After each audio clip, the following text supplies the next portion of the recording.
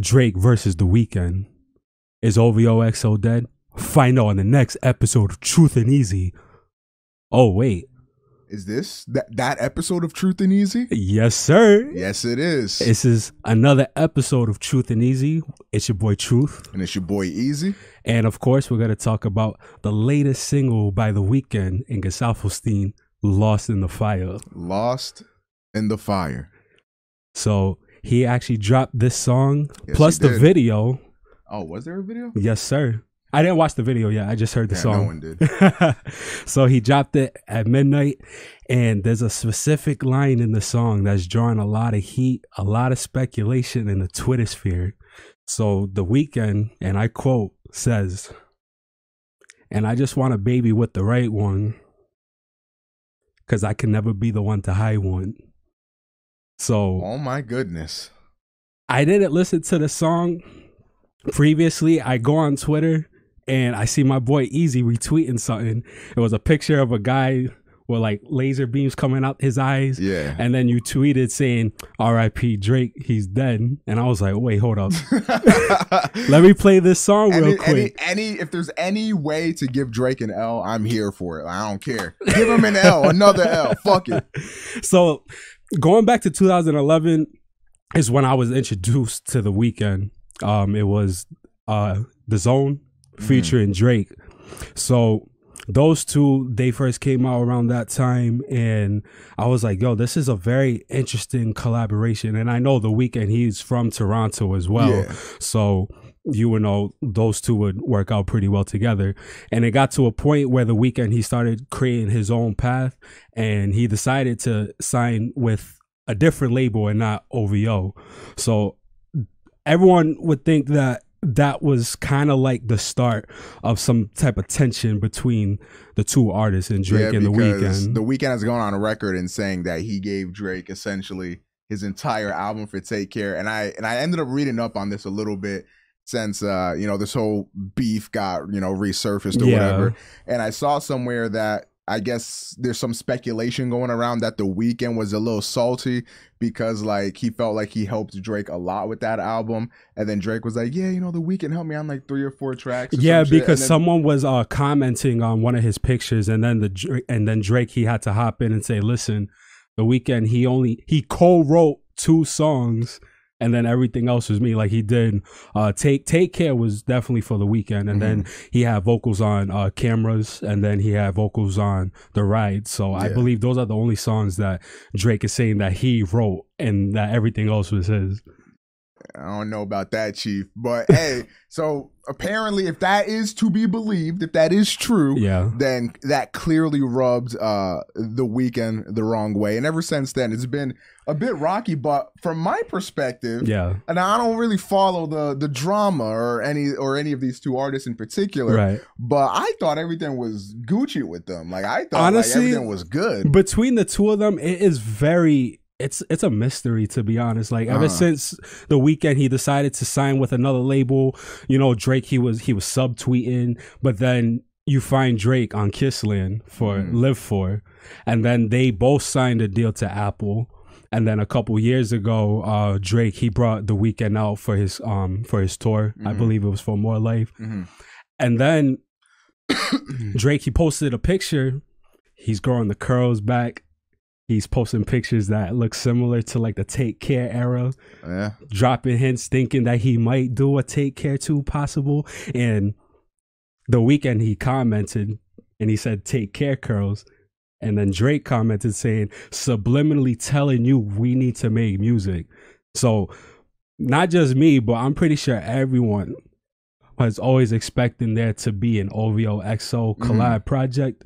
I think that's the one thing that we all need as OVOXO fan. I don't know if you was waiting for that, but I know a lot of people would like anticipate that coming out. I like The Weeknd, and I like some of Drake's stuff. I don't know if I would be like clawing for it, because I feel like The Weeknd has been making like some rather lackluster music as of recent. I would say like My Dear Melancholy is definitely like a step in the right direction. Yeah, but then like he drops this track, and this track just completely and trash. What's funny too, like when he dropped My Dear Melancholy, before that album, he actually had another project that he crafted and he was ready to drop. He said it was beautifully sound, it was crafted well.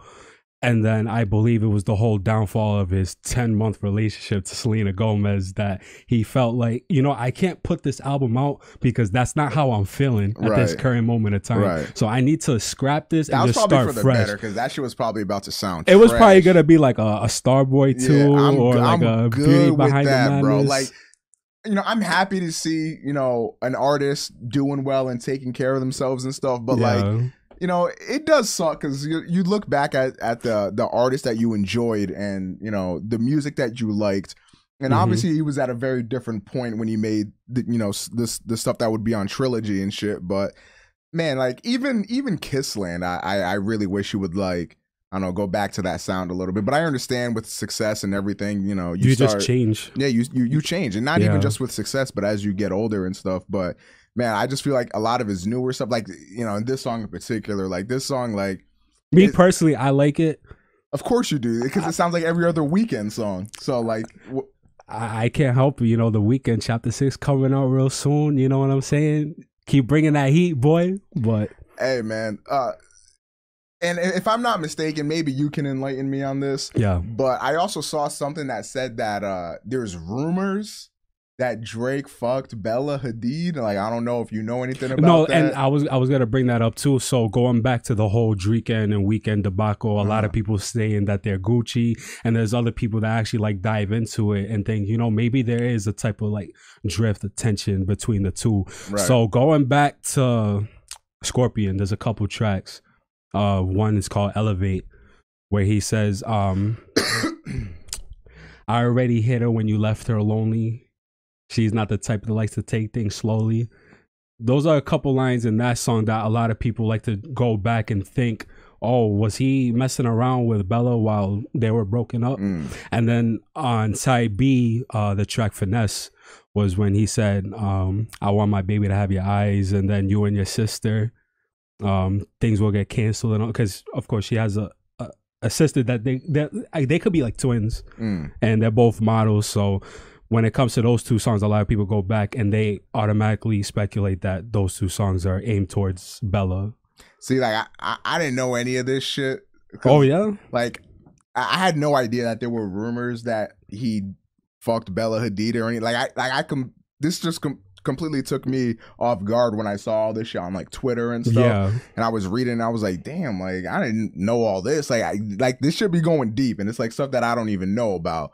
So like, if that's true, then like, I guess I could see why The Weeknd would just come out of nowhere like and that. Say what he said on that song. And it's also interesting because The Weeknd, I mean, I'm not gonna lie, is not particularly an artist that I would assume to take shots. Not necessarily that, but to sing about, like, you know, wanting a kid or something like that. But that was odd. But then again, you know, he is growing up. You know, he's about to be 29. You know, so he's probably thinking about having that part of his life with possibly with Bella. You know, man, Drake needs to keep his hands to himself. He really does. And like, real talk, if that shit's true, shame on you, man. Because like, Drake and The Weeknd, that was supposed to be like what Kanye West and Kid Cudi are. And what I think, you know, so thinking about those two together, you know, they drop classics, and I would think those two were way better than Drake and P&D. And no disrespect to P&D, because like, I love P&D, you know, but I don't think we're ever gonna get OVOXO collab because of Drake. It's all Drake's fault for saying what he's saying and possibly doing what he did, you know, and like, he ruined that. And that's the thing, man. Like, if you're Drake, you don't need to fuck Bella Hadid, bro. You don't. Like, I feel like you have so many options, and you want to go for her. If it's true, you know, I don't want to go ahead and throw that anywhere, but like, hey, man. And here I was thinking Drake only likes children, so I guess this is at least a step up. I mean, oh my God, there's a 10-year difference between the two. I retract my statement. Drake will do Drake things. Man, I don't know that. I don't know what to make of all this. I don't really follow like this sort of drama. I don't really follow either of these two artists in particular. So like, this is interesting to hear, but like, at the end of the day, I love me some drama. So if there's drama to be had, I'm definitely here for it. And I'm interested to see how this develops. I wonder if Drake's going to have anything to say towards the Weeknd. Because that'll be... Because Drake's been quiet so far this year. I know it's only like 11 days in. 11 days in and he hasn't dropped anything. If he was to like respond... I mean, like, the thing is, though, like, what can you... Like, how do you diss the Weeknd? What do you say, like, Selena broke your heart and this fucking she loves Justin Bieber, nigga. Like, hey, who knows? Maybe if he takes the petty route, you know, he might try to like dig into his closet or something. Or if he takes the petty route, he could say, yeah, I did fuck Bella Hadid, which would be interesting. Because, like, the thing is, man, like, even if Drake did do this, like, and you saw these rumors come up with, like, him potentially, you know, fucking Kim Kardashian or whatever. Like, if this is true, and you're Drake, I feel like you want to keep that a secret because that's some scummy shit that people will lose so much respect for you. People would despise you for doing some type of shit like that. How you gonna fuck a married man's wife, bro? Like that's fucked up. How you gonna fuck bottom of the totem pole? How you gonna fuck your boy's girl? Like that's fucked. Like I'm sorry, but if that were to be true, like I meme around with Drake shit all the time because I think it's fucking hilarious. But if that's true, that is honestly a huge loss of respect. Like that, you can't do that shit. Like that's unacceptable. So, final thoughts on the song? You didn't like it? Oh, the song is completely horrible, but I'm here for the drama. I'm definitely here for it. Of course, I'm here for the drama too, and I'm definitely looking forward to more XO music, you know, because Chapter 6, you know, he's picking his hair out. He's going in a different direction. Well, hopefully, you know, because according to Eazy, it's kind of mediocre and it sounds just like any other Weeknd song. Oh, this one in particular, like, yeah, like if Chapter 6 is gonna sounding like this, then I'm done. You can keep it. All right. So what did you guys think about Lost in the Fire by The Weeknd and Gesaffelstein? What are your thoughts on the supposed beef between Drake and The Weeknd? Let us know in the comment section down below. It's your boy Truth. It's your boy Eazy. And we'll catch you in the next episode. Peace out. Peace.